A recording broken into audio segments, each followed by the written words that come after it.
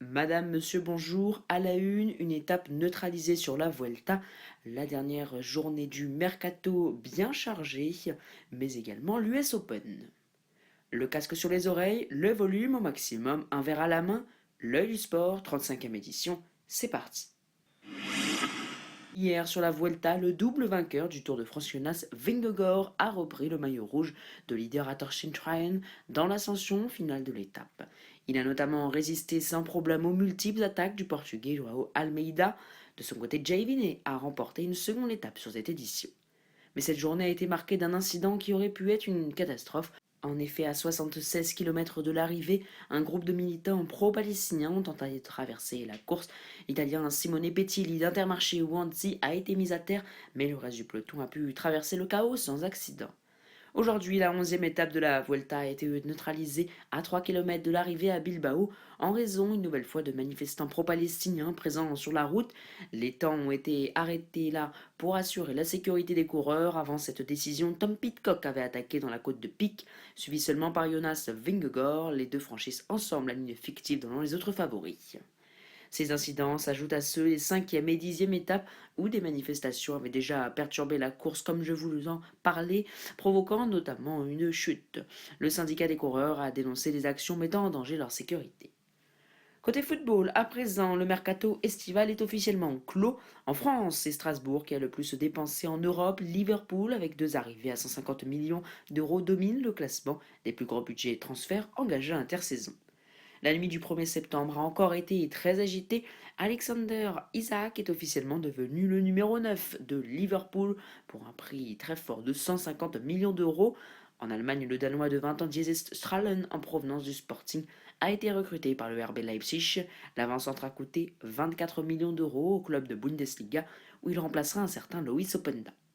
Loïs Openda, justement, qui a rejoint la Juventus de Turin, où il retrouvera également la nouvelle recrue Eden Zegrova en provenance de Lille. Direction la France à présent, puisque Randal Colomoni a quitté la capitale pour rejoindre Tottenham Hotspur dans le sud de l'Olympique de Marseille, a réussi dans les derniers instants à vendre Adrien Rabiot à l'AC Milan et a recruté le champion du monde 2018, Benjamin Pavard. Le Stade Rennais a lui profité de ces dernières heures pour se procurer Mbolo, qui connaît bien la Ligue 1 puisqu'il jouait jusque-là à l'AS Monaco. Mais le transfert choc de cette journée du 1er septembre à retenir, c'est celui du gardien du PSG, Gianluigi Donnarumma, qui quitte le club champion d'Europe pour rejoindre Manchester City. En tennis, l'US Open se poursuit. Le Serbe Novak Djokovic s'est qualifié pour les demi-finales.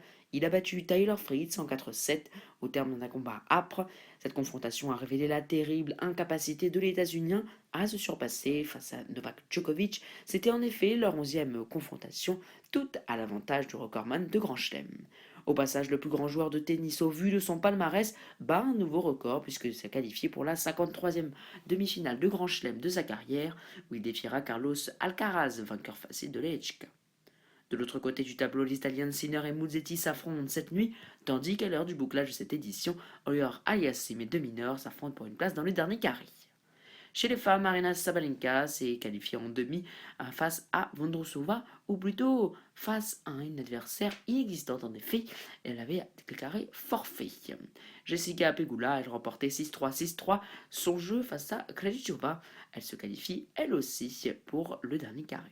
Quittons la petite balle jaune pour rejoindre le grand ballon orange puisque les meilleurs joueurs européens de basket se disputent actuellement le titre de champion d'Europe.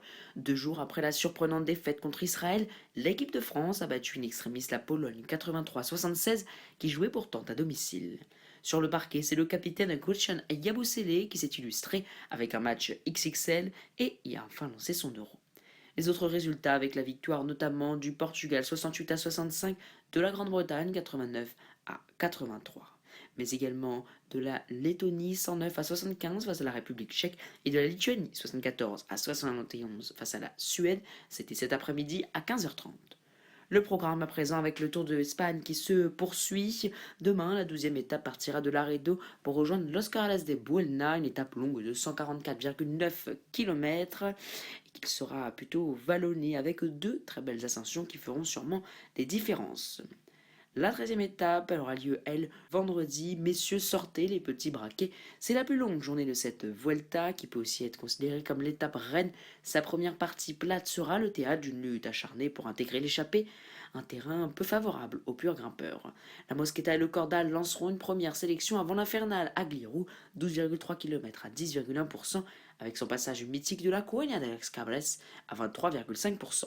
Une montée d'enfer où la moindre défaillance pourrait anéantir tout espoir de victoire finale à Madrid pour l'un des favoris.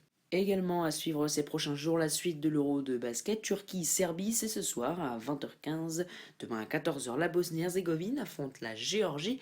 Ça sera la même heure pour la France face à l'Islande. Israël défie la Slovénie à 17h. Italie jouera face à Chypre à 17h15. Le choc Espagne-Grèce à 20h30, tandis que la Pologne affrontera la Belgique à la même heure. L'œil du sport, c'est terminé pour aujourd'hui. Merci beaucoup, sincèrement, de nous avoir suivis. Likez, abonnez-vous, laissez-nous votre avis sur les actualités sportives en commentaire, mais surtout partagez largement l'œil du sport tout autour de vous. Pour ma part, je vous donne rendez-vous vendredi soir pour un nouveau point sur l'information sportive.